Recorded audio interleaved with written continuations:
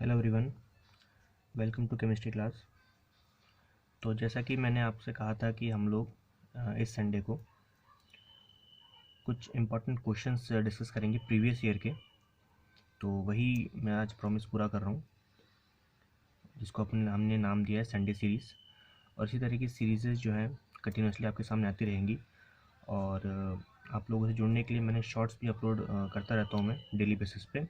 तो आप उसको अटेम्प्ट जरूर कीजिएगा, देखिएगा, उसमें कुछ वीडियोज़ भी हैं, कुछ क्वेश्चंस भी हैं।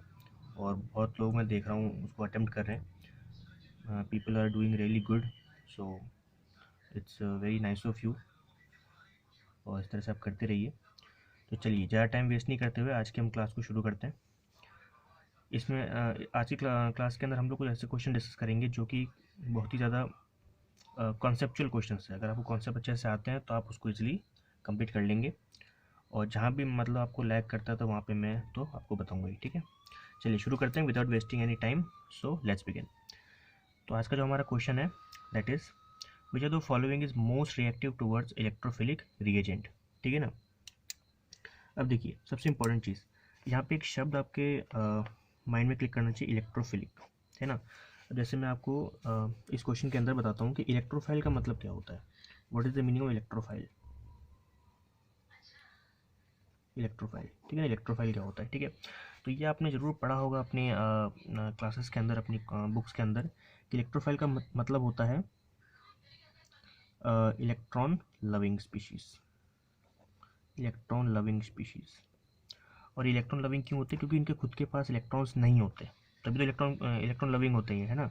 और इनका जो सिंबल होता है दैट इज़ ई पॉजिटिव। तो जहाँ तक पॉसिबल होगा मैं आपको जो क्वेश्चन, जो इंपॉर्टेंट कॉन्सेप्ट है वही बताते चलूँगा, ठीक है। तो आपका जो है रिवीजन होता जाएगा यहाँ पे, ठीक है। इनका सिंबल याद रखिएगा, ई पॉजिटिव। और ई पॉजिटिव का मतलब क्या होगा? इनके पास इलेक्ट्रॉन्स नहीं है, इसलिए हम लोग क्या बोलते हैं इसको, इलेक्ट्रॉन लविंग स्पीशीज़, ठीक है। तो यहाँ पे क्या बोल रहा है, इनमें से कौन इलेक्ट्रोफिलिक रिएजेंट के टूवर्ड्स ज़्यादा रिएक्टिव होगा। मतलब इनमें से, इन चारों में से कौन ई प्लस को ईजिली क्या करेगा, अट्रैक्ट करेगा, या फिर उसके साथ रिएक्ट करेगा, ठीक है। तो देख लेते हैं अपन। तो मोस्ट ऑफ द टाइम क्या होता है कि जब भी इलेक्ट्रोफिलिक रिएक्शन की हम बात करते हैं ना, तो उसमें सबसे पहला जो नाम आता है वो बेंजीन का आता है। क्योंकि आप जानते हैं बेंजीन जो होता है वो इलेक्ट्रॉन रिच होता है due to the presence of 3 alternate pi bonds, ठीक है ना। एरोमेटिक कंपाउंड होता है, उसके पास इलेक्ट्रॉन क्वांटिटी भी ज़्यादा होती है, ठीक है। इन चारों ही कंपाउंड्स में आपको बेंजीन दिख रही होगी, ठीक है ना। इन चारों ही कंपाउंड में बेंजीन है, ठीक है ना। तो केवल बेंजीन हमारे पास होना चाहिए, इससे तो आंसर कंप्लीट होगा नहीं, है ना। इसलिए हमको थोड़ा सा एक स्टेप और आगे मूव करना पड़ेगा। तो जब भी बेंजीन आ जाए, मतलब अगर आपको कन्फ्यूजन हो बेंजीन में या फिर एक से ज़्यादा बेंजीन कंपाउंड दे रखे हो, तब आपको इसमें क्या करना है, अपने एडवांस कॉन्सेप्ट को यूज़ करना है। अब यहाँ पे जैसे अपन कौन सा कॉन्सेप्ट यूज़ करेंगे वो देखिए, ठीक है ना। तो जनरली क्या होता है कि बेंजीन मतलब वैसा बेंजीन बेंजीन होना चाहिए, ठीक है ना। बेंजीन के साथ मान लो कोई ग्रुप कनेक्टेड हो, जैसे यहाँ पे आप देखिए बहुत सारे ग्रुप कनेक्टेड है। ए वाले के अंदर CH3 है, OCH3 है, इसको कहते हैं मेथॉक्सी ग्रुप। इसमें CH3 है, OH है, एल्कोहलिक ग्रुप, है ना। इसमें CH3 है, साथ में आपका है एमाइड ग्रुप। यहाँ पे देखिए आपका एलिफेटिक OH ग्रुप, ठीक है ना। तो इनमें से किससे कनेक्टेड होगा? तो एक बात ध्यान रखिएगा, जो भी बेंजीन की डेंसिटी को, सॉरी इलेक्ट्रॉन डेंसिटी को इंक्रीज करेंगे, है ना, वो क्या करेगा, मतलब वो ई प्लस को जल्दी से अट्रैक्ट कर लेगा, ठीक है। तो इनमें से देखिए कौन बेंजीन की इलेक्ट्रॉन डेंसिटी को इंक्रीज कर रहा है, ठीक है। तो जब आप इसको सर्च करेंगे इजीली तो आपको आंसर मिलेगा इसका बी। अब इसका आंसर बी क्यों है? देखिए, क्योंकि यहाँ पर जो आपका OH है, देखिए इस OH को देखिए ध्यान से, ठीक है ना। तो OH अगर मैं आपको एक सिंगल बेंजीन वाला OH बताऊँ जिसको हम फिनॉल कहते हैं, इस तरह से, तो O के ऊपर आप जानते हैं क्या होता है, लोन पेयर्स होते हैं। तो ये लोन पेयर्स पार्टिसिपेट करते हैं किस में, रेजोनेंस में। अब देखिए, ऑक्सीजन का जो लोन पेयर है वो बेंजीन पे पार्टिसिपेट कर रहा है, मतलब बेंजीन के पास इलेक्ट्रॉन डेंसिटी बढ़ रही है कि नहीं बढ़ रही है? ऑब्वियसली बढ़ रही है। तो इसकी वजह से क्या हो रहा है, इसकी वजह से बेंजीन पर इलेक्ट्रॉन डेंसिटी बढ़ रही है, और जहाँ पे इलेक्ट्रॉन डेंसिटी बढ़ती है वो कंपाउंड इजीली ई प्लस को अट्रैक्ट कर लेते हैं, ओके। और एक बात ध्यान रखिएगा, एक छोटा सा कंसेप्ट है, OH की जो इलेक्ट्रॉन डोनेटिंग कैपेसिटी है वो ज़्यादा होती है OCH3 से, और इसी इफेक्ट को हम कहते हैं plus are effect, plus are effect, ठीक है। तो किसी और वीडियो के अंदर मैं आपको प्लस आर और माइनस आर के बारे में बताऊँगा, ठीक है ना। तो आप पेशेंस रखिएगा और चैनल को सब्सक्राइब जरूर कीजिएगा, और जो भी टॉपिक आपको चाहिए आप मुझे कमेंट करके ज़रूर बताइएगा, ठीक है। मैं वीडियोज़ बनाता रहूँगा। चलिए, तो इसका आंसर आपको समझ में आ गया। The answer should be B, है ना। इसका आंसर क्या हो जाएगा आपका? बी हो जाएगा। क्यों होगा, मैंने रीज़न आपको बता दिया, ठीक है जी। चलिए मूव करते हैं क्वेश्चन नंबर 2 पे। वेरी इंटरेस्टिंग क्वेश्चन पढ़ते हैं। Which amongst the following is the most stable carbocation? Most stable carbocation, इन चारों में से मोस्ट स्टेबल कार्बोकैटायन कौन सा है? ठीक है, सबसे पहली बात कि कार्बोकैटायन का मीनिंग क्या होता है? कार्बो मीन्स कार्बन और कैटायन मतलब पॉजिटिव। तो ऐसा कोई भी कार्बन या कार्बन स्पीशीज जिसके ऊपर पॉजिटिव चार्ज हो, वो सब क्या कहलाते हैं? कार्बोकैटायन कहलाते हैं, है ना। ध्यान रखिएगा, जब भी कार्बन के ऊपर आपको पॉजिटिव दिख रहा है वो सब आपके कार्बोकैटायन हैं, है ना, मैक्सिमम केस के अंदर। अब देखिए, मोस्ट स्टेबल कार्बोकैटायन की जब भी हम बात करते हैं तो हमारे पास एक छोटी सी सीरीज हमको याद होनी चाहिए। 3 degree carbocation is most stable, then 2 degree, then 1 degree. मतलब जब भी आपके पास कार्बोकैटायन का ग्रुप हो ना, और आपसे मान लो इस तरह क्वेश्चन पूछा जाए कि मोस्ट स्टेबल कार्बोकैटायन कौन सा है, आपको तुरंत किसको सर्च करना है? 3 डिग्री कार्बोकैटायन को आपको सर्च करना है तुरंत, ठीक है। और 3 डिग्री का मतलब क्या होता है कि ऐसा कार्बोकैटायन जो डायरेक्टली 3 कार्बन से कनेक्टेड हो, उसे हम कहते हैं 3 डिग्री। जी हाँ, उसे हम क्या बोलते हैं? उसे हम कहते हैं 3 डिग्री, ठीक है जी। तो देखिए यहाँ पे ऐसा कौन है, तो यहाँ पे जो इसका आंसर हो जाएगा वो हो जाएगा डी। देख लीजिए आप, this carbocation is connected with 3 methyl group directly. यहाँ पे मतलब 3 डिग्री हो गया, ये 2 डिग्री है, ये 1 डिग्री है और ये भी 1 डिग्री है। हाँ, ये सिंपल 1 डिग्री के अंदर आते हैं। बात समझ में आ रही है आपको? 3 डिग्री कार्बोकैटायन हमेशा मोस्ट स्टेबल कैटेगरी में रखे जाते हैं। इसका आंसर क्या हो गया जी? इसका आंसर हो गया डी, ठीक है। उम्मीद कर रहा हूँ आप लोग को समझ में आ रहा होगा। नहीं आए, अगर कुछ भी जैसे डाउट रह जाए आज के सेशन के अंदर, आज की सीरीज़ में, तो आप मुझे प्लीज़ कमेंट करके बताइएगा। तो हो सकता है कि मैं नेक्स्ट वीडियो के अंदर उसको क्लियर कर दूँ और अपन बाकी चीज़ें भी डिस्कस करें, है ना। तो इस तरह से हमारा जो है 2 वे कम्युनिकेशन होना चाहिए। चलिए मूव करते हैं क्वेश्चन नंबर 3 पे। This is again a very simple question, अगर आप इसमें ढंग से देखें। देखिए क्वेश्चन पढ़ते हैं।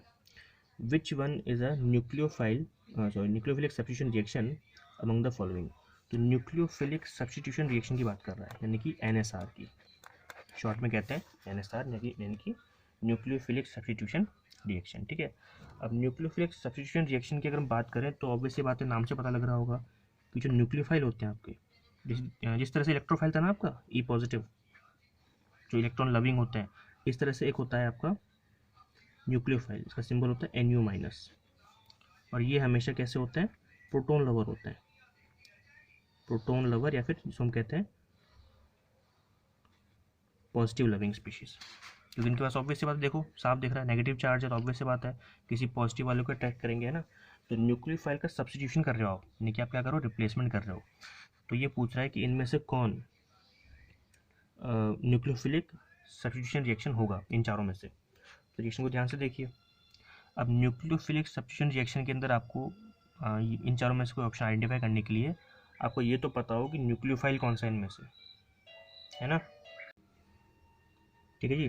तो NSR के लिए सबसे पहली कंडीशन क्या है? आपके पास न्यूक्लियोफाइल तो होना चाहिए ना, है ना। तो सबसे पहले तो ये पहचानो कि इसमें न्यूक्लियोफाइल कौन है। तो अगर आप ध्यान से देखें तो न्यूक्लियोफाइल आपका वही होता है जिसके ऊपर या तो नेगेटिव चार्ज हो या फिर उसके पास क्या हो, लोन पेयर हो। जी हाँ, उसके पास लोन पेयर हो, लोन पेयर होना चाहिए, दैट इज़ वेरी इंपॉर्टेंट। तो देखिए यहाँ पे देखिए, अब ये H+ है, H+ न्यूक्लियोफाइल नहीं हो सकता, तो इसको काट दीजिए आप। RMgX, ठीक है, NH3 HCN, ठीक है जी। अब इसमें देखिए सबसे जो बेस्ट होता है ना इसके अंदर न्यूक्लियोफिलिक सब्स्टिट्यूशन रिएक्शन के अंदर, जिसमें जो अपन बेस्ट मानते हैं वो होगा C ऑप्शन। क्यों? क्योंकि NH3 क्या करेगा, NH3 में से जो हाइड्रोजन है वो Br को रिप्लेस कर देगा और क्या बनाएगा, NH2 बनाएगा, ठीक है। इसका मतलब क्या हुआ कि NH2, जैसे अगर मैं आपको ध्यान से बताऊँ तो NH3 जब भी डिसोसिएट होता है तो ये आपको H+ और NH2- देता है। तो NH2- क्या है यहाँ पे, किसकी तरह एक्ट करेगा, न्यूक्लियोफाइल की तरह, और वही न्यूक्लियोफाइल अटैक करेगा इस कार्बन पे। जी हाँ, और कौन सी रिएक्शन होगी ये होगी आपकी SN बताइए, SN2 रिएक्शन, जिसको हम कहते हैं by molecular nucleophilic substitution reaction. ठीक है जी। तो SN2 रिएक्शन किसका पार्ट है? NSR का पार्ट है। आप जरूर अपनी थ्योरी में जरूर पढ़ोगे आप, एक चैप्टर है हेलोल्केन्स वाला, जिसको हम कहते हैं हेलोजन डेरिवेटिव्स। उसमें 2 टाइप के आपको पढ़ाए जाएंगे, मतलब जो इंपॉर्टेंट है, SN1 और SN2। इसमें से SN2 वाला जो है ना वो ये है, इसलिए आपका जो करेक्ट ऑप्शन है वो क्या हो जाएगा? C हो जाएगा। ठीक है जी। तो आप देख सकते हैं कि क्वेश्चंस इतने भी डिफिकल्ट नहीं है। जैसे ये क्वेश्चन जो है 2011 में आया था, तो हर ईयर ऐसा ही होता है कि क्वेश्चंस आपके उन्हीं टॉपिक्स में पूछे जाते हैं जो आपने पढ़े होंगे। ठीक है, बस आपको थोड़ा सा वहाँ पे थोड़ा सोच के समझ के उसको अप्लाई करना है। ओके, सो 3 क्वेश्चन हमने कर लिए हैं, मूव करते हैं 4th क्वेश्चन पे। चलिए क्वेश्चन नंबर 4 देखिए। Again it's a very simple question जो कि 2013 में आया था। देखिए आपको क्या करना है, इंक्रीजिंग ऑर्डर ऑफ स्टेबिलिटी में अरेंज करना है आपको। ये क्वेश्चन आपको दिया हुआ है, इसको आपको इंक्रीजिंग ऑर्डर ऑफ स्टेबिलिटी में अरेंज करना है। चलिए कर देते हैं, क्या दिक्कत है। और जब भी स्टेबिलिटी वाले क्वेश्चन आए ना, तो इसके अंदर आप ध्यान दीजिएगा कि मोस्ट स्टेबल कौन सा और लीस्ट स्टेबल कौन सा है। अगर आपको ये 2 कंपाउंड पता लग गए तो आई डोंट थिंक सो कि फिर आप गलती कर सकते हैं। अब ध्यान से देखिए, 1 2 3 4 5 इन मतलब कार्बन के ऊपर पॉजिटिव है, यानी कि कहाँ का क्वेश्चन आ गया, ये आ गया कार्बोकैटायन का। This question is came from carbocation section. और कार्बोकैटायन के लिए मैंने अभी जस्ट आपको बताया कि सबसे ज़्यादा जो स्टेबल होता है वो 3 degree, then 2 degree, then 1 degree. तो जब भी कार्बोकैटायन का क्वेश्चन है, आपको तुरंत पहचान करना है, आइडेंटिफाई करना है कि 3 डिग्री कौन सा है। तो अगर आप ध्यान से देखें तो यहाँ पे 3 डिग्री कौन सा होगा? 3 डिग्री आई थिंक यहाँ पे 2, देखो सेकेंड वाला 3 डिग्री है। 3 डिग्री का मतलब क्या हो गया कि कार्बोकैटायन यानी C+ डायरेक्टली 3 कार्बन से कनेक्ट होना चाहिए, जो कि सेकेंड वाले में तो हो रहा है।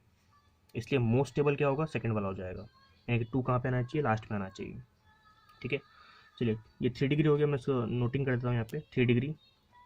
उसके बाद में देखो ये आपका 2 डिग्री है ना, ये भी आपका 2 डिग्री। ठीक है जी, उसके बाद नहीं, ये 3 डिग्री आपका, दिस इज योर 3 डिग्री, क्योंकि देखो 3 कार्बन है ना, डायरेक्टली 3 डिग्री। तो ये भी 3 डिग्री, ये भी 3 डिग्री, ये 2 डिग्री हो गया। ठीक है ना, फिर ये 1 डिग्री, और ये भी आपका जो कॉमन 1 डिग्री। तो देखो 2 3 डिग्री है, इसमें से किसको प्रायोरिटी देनी है? आपको प्रायोरिटी देनी है जो कॉम्प्लेक्स नहीं है, या फिर आप कह सकते हो इसकी डेंसिटी कम है, जिसका मोलिकुलर वेट कम हो, इसकी डेंसिटी कम हो, वो उसकी स्टेबिलिटी ज़्यादा होती है। अब डेंसिटी का कैसे मालूम करें? कार्बन को देख के। सेकेंड वाले में 3 कार्बन है, जबकि फर्स्ट वाले में 4 कार्बन, क्या बोलते हैं, सॉरी, सेकेंड वाले में 4 कार्बन है, फर्स्ट वाले में 5 कार्बन है, 1 2 3 4 5। तो ऑब्वियसली बात है फर्स्ट वाले की डेंसिटी ज़्यादा होगी, और जिसकी डेंसिटी ज़्यादा होगी ऑब्वियसली बात है उसकी स्टेबिलिटी कम होगी, है ना। इसलिए हमारा जो करेक्ट ऑर्डर हो जाएगा वो क्या हो जाएगा? सबसे कम कौन सा होगा? ये 5 वाला, उससे ज़्यादा 4, उससे ज़्यादा 3, उससे ज़्यादा 1, और सबसे ज़्यादा सेकेंड की। तो कौन सा मैच कर रहा है? फर्स्ट वाला मैच कर रहा है। ठीक है जी, इस तरह से। ठीक है ना, तो ये चीज़ ध्यान रखिएगा, स्टेबिलिटी अगर आपको इंक्रीज करवानी है तो कंपाउंड सिंपल होना चाहिए। 3 डिग्री में भी सिंपल होना चाहिए, ज़्यादा कॉम्प्लेक्सिटी नहीं आनी चाहिए, क्योंकि जब भी कॉम्प्लेक्सिटी आती है ना डेंसिटी बढ़ती है, और डेंसिटी जब बढ़ती है तो स्टेरिक इंडेक्स बढ़ता है। ठीक है ना, और कंपाउंड को अपने आप को स्टेबल करने में दिक्कत आती है। तो ये सारी चीज़ें आपको अच्छे से मालूम होनी चाहिए। तो ये आपका 4th क्वेश्चन था। देखिए काफ़ी सिंपल है ना। तो आपने जो भी पुराने कॉन्सेप्ट से आपने वही पढ़ रखे हैं और वही आपने अप्लाई किया है। चलिए आगे मूव करते हैं क्वेश्चन नंबर 5 की तरफ। अब देखिए क्वेश्चन नंबर 5 भी बहुत सिंपल सा है। देखिए वापस से कार्बोकैटायन का क्वेश्चन आ गया, very simple question and very easy. I think इसका ईयर लिखा हुआ नहीं है, कोई बात नहीं, शायद मैं लिखना भूल गया।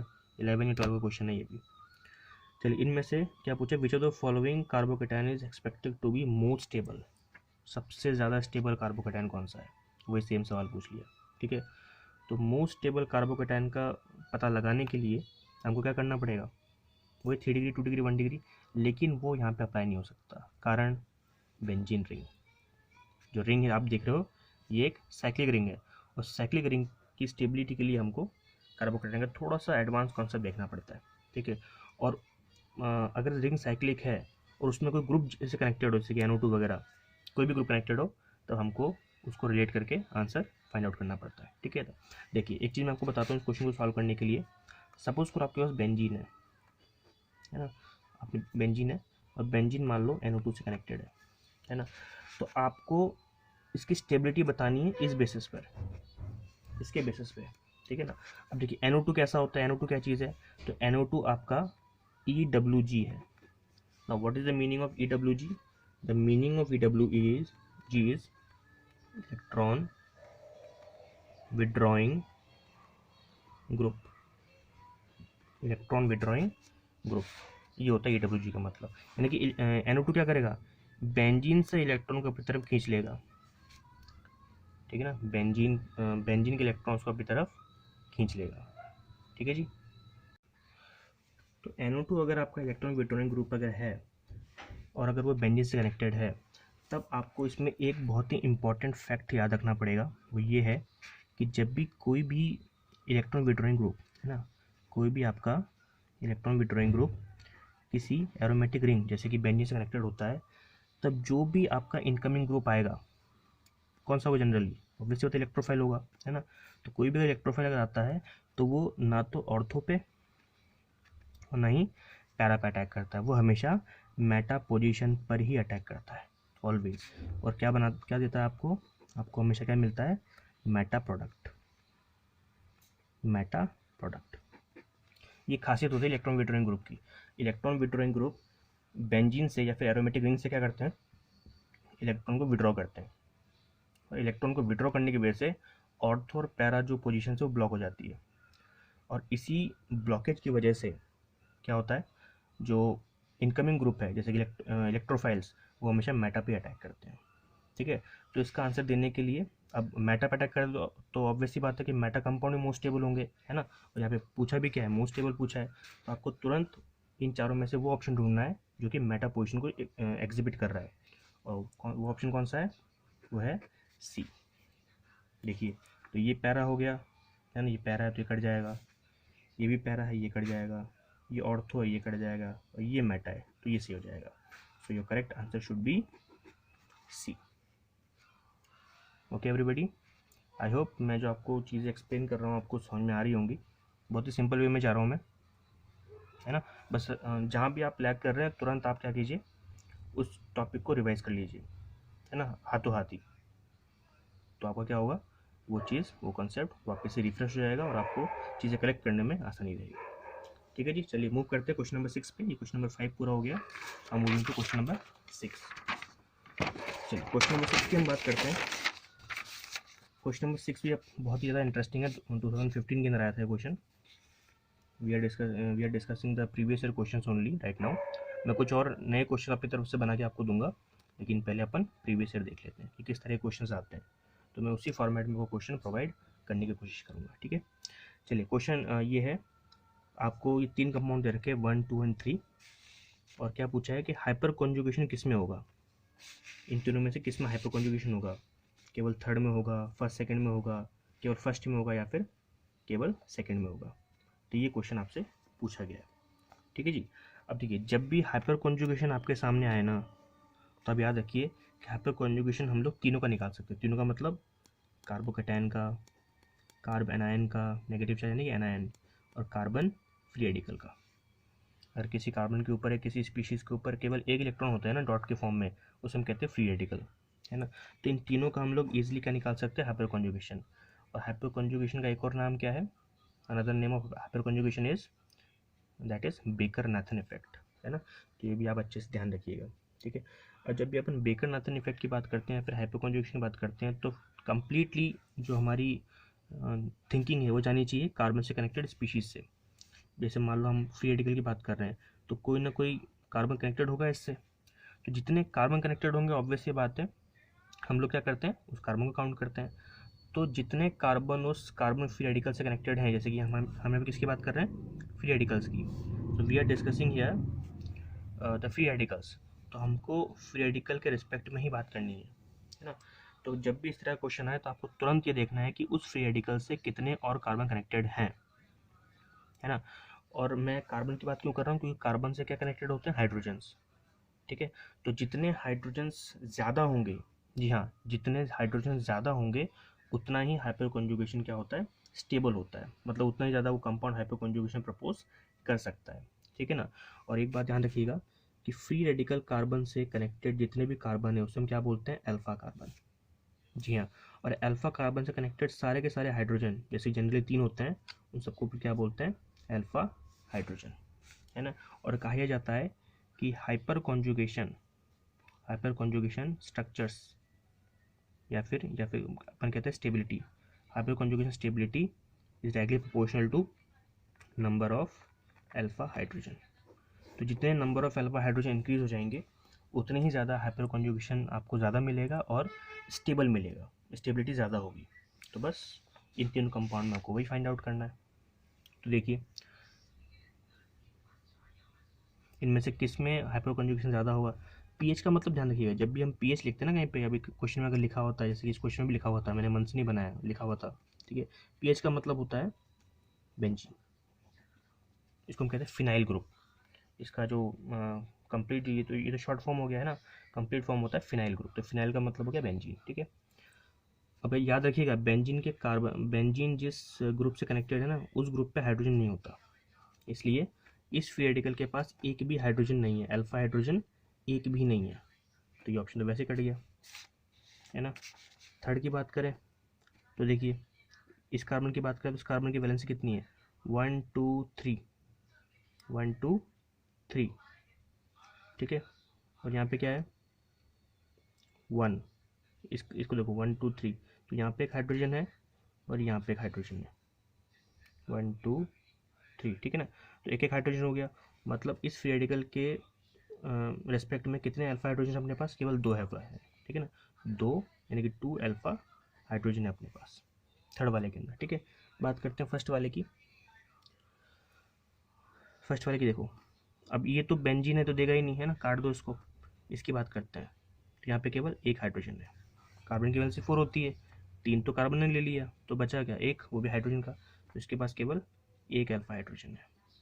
तो मैंने क्या बताया अभी, जिसके पास नंबर ऑफ अल्फा हाइड्रोजन ज़्यादा वो हाइपर कॉन्जुगेशन देगा और ज़्यादा स्टेबल कॉन्जुगेशन देगा। तो किसके पास, थर्ड वाले के पास, तो आंसर क्या हो जाएगा, सी।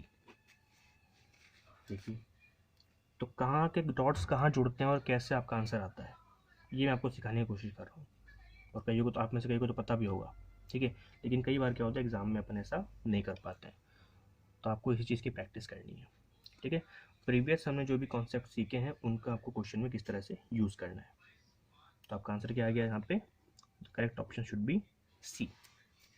ओके गाइस, आई होप समझ में आ रहा होगा आपको, मैं उम्मीद करके चल रहा हूँ। कुछ भी समझ में नहीं आया तो आप मुझे ज़रूर कमेंट कीजिएगा, बताइएगा कि ये चीज़ समझ में नहीं आई, मैं दोबारा से वीडियो बना के अपलोड कर दूँगा और आपको समझा दूँगा, ठीक है ना। और इस तरह से हम सीरीज़ को जो है आगे प्रोसीड करेंगे। आप ज़रूर चैनल को सब्सक्राइब कीजिएगा। चलिए आगे बढ़ते हैं क्वेश्चन नंबर 7 पे। ये क्वेश्चन नंबर 7 बड़ा इंटरेस्टिंग है, 1988 का क्वेश्चन मैंने लिया है क्योंकि काफ़ी ज़्यादा सिंपल भी था और ईजी भी था ये। देखिए, how many chain isomers could be obtained from alkane C6H4।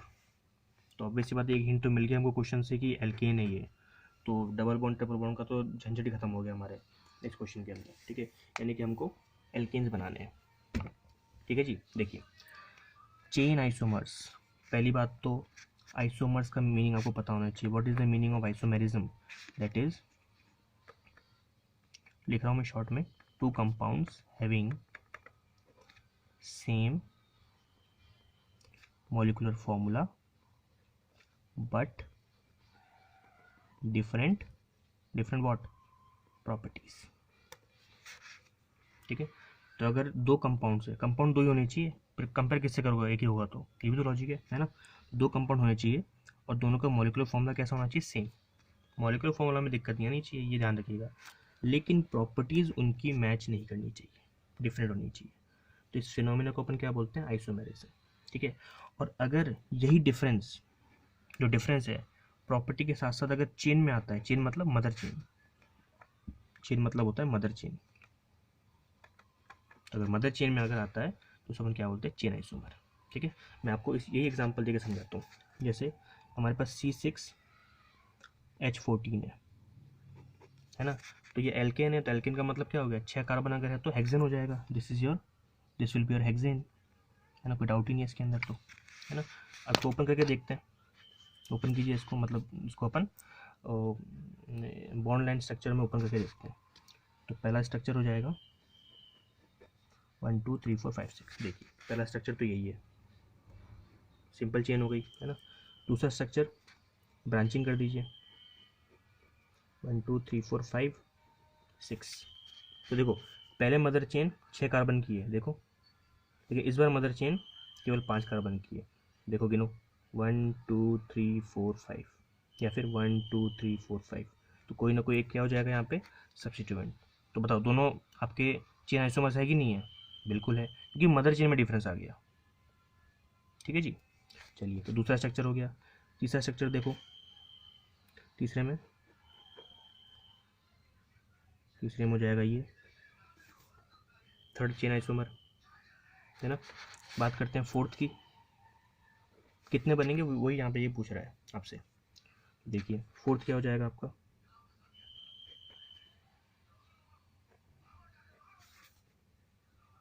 ये देखिए ये हो गया फोर्थ स्ट्रक्चर, है ना। ये हिट एंड ट्रायल होता है, बस आपको प्रैक्टिस करनी, जितनी आप प्रैक्टिस करेंगे आपके क्वेश्चन उतने ही सही होंगे इस तरह के, है ना। तो देखो 4 तो ही बन गया हमारे, ठीक है, फोर्थ ये बन गया, ठीक है जी। आगे बढ़ते हैं, और कोई पॉसिबिलिटी है क्या इसमें, देख लेते हैं। तो और इसमें पॉसिबिलिटी हो सकती है, इसमें पॉसिबिलिटी, इसमें यहाँ पे 6 कार्बन का था C6, यहाँ पे 5 कार्बन की मदर चेन थी C5, यहाँ पे आपकी C4, नहीं यहाँ पे C5 ही है, सॉरी, ठीक है, ये वाला है C4, ठीक है। तो एक और ही बन सकता है इस तरह से, अगर आप ध्यान से यहाँ पे देखें 1 2 3 4 तो ये हो जाएगा, ठीक है ना। फिर ये हो जाएगा आपका 5 और ये 6, 5 और ये 6, इस तरह से 1 2 3 4 1 2 3 4 5 6, एक ही हो जाएगा बिल्कुल, जी हाँ, देखिए, ठीक है।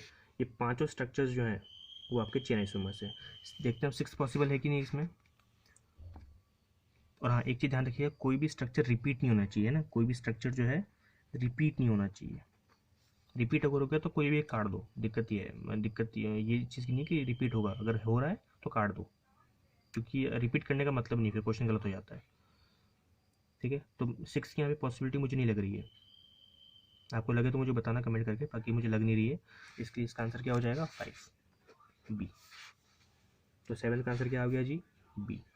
बहुत ही सिंपल सा क्वेश्चन था, जैसे मैं आपको समझा रहा हूँ इसलिए टाइम लग रहा है, बाकी ऐसे क्वेश्चन जो है ना वो कम से कम 1 मिनट के भी नहीं होते हैं, एक, है ना, 40-50 सेकंड के होते हैं बस, और आपका आंसर आ जाता है इसके अंदर, है ना। करना क्या, बस आपको स्ट्रक्चर जो बताना है, आइसोमर से बताना है, स्ट्रक्चर बना के हिट एंड ट्रायल करके, ठीक है जी। तो आंसर हो जाएगा इसका बी। चलिए आगे मूव करते हैं क्वेश्चन नंबर 8 की तरफ। क्वेश्चन नंबर 8 जो है बहुत ही इंटरेस्टिंग है, और this question is from IUPAC section, 1992 question है, देख सकते हैं आप। तो IUPAC का क्वेश्चन है, नाम क्या दे रखा है इसके अंदर, 2 मिथाइल 2 ब्यूटीन, है ना। तो एक तो देखो, एक जो हमारे पास मेथड होता है वो होता है कि आप क्या बोलते हैं, आपके पास स्ट्रक्चर होता है, और स्ट्रक्चर को आप लोग कन्वर्ट करते हो IUPAC नेम में, है ना। ये मतलब मोस्टली जब अपन स्टार्टिंग में क्लास करते हैं ना, या फिर अगर आप कोई क्लास ज्वाइन करते हो या फिर टीचर सब किसी पढ़ते हो, तो स्टार्टिंग में वो यही सिखाते हैं, स्ट्रक्चर्स बना के देते हैं आपको, और आपको पूछते हैं कि इसका IUPAC नेम बताइए, है ना। दूसरा जो तरीका होता है कि आपको IUPAC नेम दिया जाता है, उस नेम को आपको स्ट्रक्चर में कन्वर्ट करना होता है, ठीक है। ये तरीका थोड़ा इजी है, ये तरीका थोड़ा सा हार्ड पड़ता है, लेकिन इतना भी हार्ड नहीं है, ये किया जा सकता है इजीली अगर आपने प्रैक्टिस की हो तो, ठीक है। तो सेकंड ऑप्शन से या फिर सेकंड तरीके से, मेथड से आपसे क्वेश्चन पूछा गया, मेथड पर बेस्ड आपसे क्वेश्चन पूछा गया, देखिए। और इस तरह के क्वेश्चन को सॉल्व करने का सबसे बड़ा तरीका यही है कि जो मदर चेन है ना, वर्ड रूट, उसको पहचान लो आप। अभी वर्ड रूट क्या है, 2 ब्यूटीन, और जैसे ही आपने मदर चेन को आइडेंटिफाई किया, उसका स्ट्रक्चर बना लो तुरंत। 2 ब्यूटीन का मतलब क्या हो गया, ये ब्यूटेन हो गया है ना, 2 ब्यूटेन मतलब यहाँ पे ब्यूटेन हो जाएगा। सेकंड पोजीशन में डबल बॉन्ड, इन आ रहा है, एन तो है नहीं, ठीक है। और सेकंड पोजीशन पे ही मिथाइल है, कुछ इस तरह से। सेकंड पोजीशन पे क्या हो गया, मिथाइल हो गया। अब देखो किससे मैच कर रहा है, बी से मैच कर रहा है, आंसर आ गया बी, है ना। तो इतने भी टफ नहीं होते, बस आपको ये फाइंड आउट करना जो है क्या बोलते हैं, आपका जो वर्ड रूट है वो आप आइडेंटिफाई कर पा रहे हो कि नहीं। अगर आपने वर्ड रूट आइडेंटिफाई कर लिया तो फिर आप गलती नहीं कर सकते। जी हाँ, क्योंकि जितने लोगों ने भी मैंने जो तरीका बताया लोगों को, जब उन्होंने फॉलो किया तो उनकी गलती करने के चांसेस जो कैसे हो गए, नेग्लेक्ट हो गए, नेग्लिजिबल हो गए, ठीक है। और ऐसे क्वेश्चन भी आपके सेकंडों में होने चाहिए। Okay, so answer should be B. कोई भी दिक्कत हो ask me in the comment section. Okay, next moving on to question number 9। 2 question और करते हैं, है ना, ज़्यादा लंबा वीडियो नहीं बनाएंगे आपके लिए, वरना क्या फिर स्ट्रेस हो जाएगा। आप कहेंगे तो बना देंगे, कोई दिक्कत नहीं है, लेकिन आज के सेशन को थोड़ा सा छोटा रखते हैं। चलिए क्वेश्चन नंबर 9 की बात करते हैं। क्वेश्चन नंबर 9 जो है 2013 में आया था, जैसे कि आप देख सकते हैं यहाँ पे। और ये बड़ा ही जो है मतलब बहुत ही सिंपल सवाल है, बहुत ही ज़्यादा सिंपल है। इसमें ये पूछा है कि आइसोब्यूटाइल ग्रुप कौन सा है, ठीक है। जब भी आप ऑर्गेनिक केमिस्ट्री पढ़ेंगे ना, मैं आपको बता देता हूँ, जब भी आप ऑर्गेनिक केमिस्ट्री पढ़ेंगे तो 2 टर्म काफ़ी ज़्यादा प्रोमिनेंट होते हैं। एक तो होता है आइसो और एक होता है नियो, है ना। आइसो का मतलब होता है, इसको हम शॉर्ट में समझने के लिए कहते हैं वी शेप्ड कंपाउंड या वी शेप्ड स्ट्रक्चर्स, और नियो को अपन कहते हैं टी शेप्ड स्ट्रक्चर्स, ठीक है ना। वी शेप का मतलब क्या हो गया कि कुछ इस तरह का कंपाउंड होना चाहिए, ये वाला वी शेप, ठीक है। और टी शेप का मतलब क्या हो गया, टी शेप का मतलब हो गया कुछ इस तरह से, ये चीज़। अब कोई ग्रुप मान लो एक्स मान लेते हैं यहाँ पे, है ना, कोई ग्रुप अटैच्ड है एक्स। बाकी ये देखो टी शेप और वी शेप, तो वी शेप अगर है तो आइसो हो जाएगा, टी शेप अगर है तो नी हो जाएगा, है ना। और बहुत सारे मतलब 12th क्लास में तो जो सेकेंड बुक होती है ना अपनी एनसीईआरटी की, वो कम्प्लीटली इन्हीं 2 चीज़ों पर डिपेंड कर रही है। मतलब सारे कंपाउंड जो उसमें आइसो नियो तो आता ही आता है। 11th में थोड़ा बहुत कम पोर्शन है, लेकिन 12th का पूरा पोर्शन आइसो नियो में मेजोरिटी रखता है, तो आपको पता होना चाहिए इसलिए, ठीक है ना। तो बस आइसो पूछ रहा है तो आप वी शेप पहचान लो, कौन सी बड़ी बात है, पहचानते हैं। ये तो लीनियर है तो वैसे काट दो। ये देखो ये टी शेप आ गया, ध्यान से देखो टी शेप, तो नियो हो गया, ये भी कट गया, ठीक है ना। ये भी लीनियर है, देखो ये भी कट गया, तो आंसर क्या आ गया, ये वी शेप आ रहा है, आंसर शुड बी सी। मतलब इतना सिंपल सवाल है ये, 2013 में जो आया था कि मतलब अगर आपको पता है ना कि आइसो क्या होता है, उसमें आंसर आ जाएगा। ओके, चलिए मूव करते हैं आगे। Last question of the day, question number 10, ये भी 2013 में आया था। देखिए IUPAC का क्वेश्चन बड़ा ही स्टूडेंट का फेवरेट, कईयों के लिए डिफिकल्ट, लेकिन प्रैक्टिस नहीं करेंगे तो ऑब्वियसली ज़्यादा डिफिकल्ट हो गई। बाकी जनरली इसको अपन सिंपल टॉपिक के रूप में लेके चलते हैं। तो यहाँ पे भी देखो नाम दिया हुआ है, सेकंड मेथड, आपको नेम गिवन है और आपको इससे क्या करना है, पहचानना है स्ट्रक्चर। तो मैंने क्या कहा अभी, जस्ट अभी मैंने बताया था कि आपको तुरंत हैंड टू हैंड आपको वर्ड रूट को फाइंड आउट कर लेना है। तो वर्ड रूट यहाँ पे क्या है, देखिए hex 3-enoic acid, hex 3-enoic acid, hex का मतलब हो गया 6 कार्बन। तो पहले अपन ये ड्रॉ कर लेते हैं, जिसका जो भी मैच कर जाए ना वही आंसर हो जाएगा। हेक्स 3 1 2 3 4 5 6, ठीक है। अब 3 है तो 1 2 3, ये 3 हो गया, ठीक है। 3 और आइन भी है, कौन सी पोजीशन पे, 5th पोजीशन पे, 1 2 3 4 5, ये आइन हो गया, ठीक है। 3rd पोजीशन पे इथाइल है, 1 2, ये देखो इथाइल 1 2 3, तो यहाँ पे इथाइल हो गया इस तरह से। 2nd पे हाइड्रोक्सी है, ये OH हो गया, ठीक है। 4th पे मिथाइल है, तो 1 2 3 4th पे मिथाइल हो गया इस तरह से। अब देखो ये स्ट्रक्चर किससे मैच कर रहा है, वो आपका आंसर हो जाएगा। तो देखिए ऑप्शन ए से मैच कर रहा है, ओइक एसिड भी, सॉरी ओइक एसिड भी तो है ना, तो यहाँ पे COOH भूल गया मैं, सॉरी COOH। अब देखो ए ऑप्शन से मैच कर रहा है जी, कंप्लीटली, देख लीजिए आप। ओके, तो बड़े ही सिंपल से सवाल होते हैं ये, आपको अच्छे से बस फाइंड आउट करना है और पता लगाना है कि आपका जो आंसर है किसके साथ मैच कर रहा है। ठीक है, तो आज के सेक्शन में हमने सीखा, आज की जो संडे सीरीज़ हमने स्टार्ट की है उसमें सीखा हमने how can we attempt questions with previous knowledge. ठीक है ना, और ये क्वेश्चन को मैं सिंपल ही बोलूँगा, लोगों को टफ लगते हैं पता नहीं क्यों, लेकिन सिंपल ही है अगर आपने सीरियसली प्रिपेयर किया है तो। ओके एवरीबॉडी, किसी भी तरह का डाउट हो you can ask me on the comment section में, दोबारा कह रहा हूँ। और चैनल को सब्सक्राइब रखिएगा क्योंकि इस तरह के सीरीज़ आती रहेगी, मैं और भी वीडियोज़ डालता रहूँगा और आपके डाउट्स क्लियर करता रहूँगा। ठीक है, तो आपको बस यही काम करना है, सब्सक्राइब कर देना है। ठीक है, और डाउट नहीं है तो पहले कमेंट करना है, सब्सक्राइब बाद में करना, पहले कमेंट करना।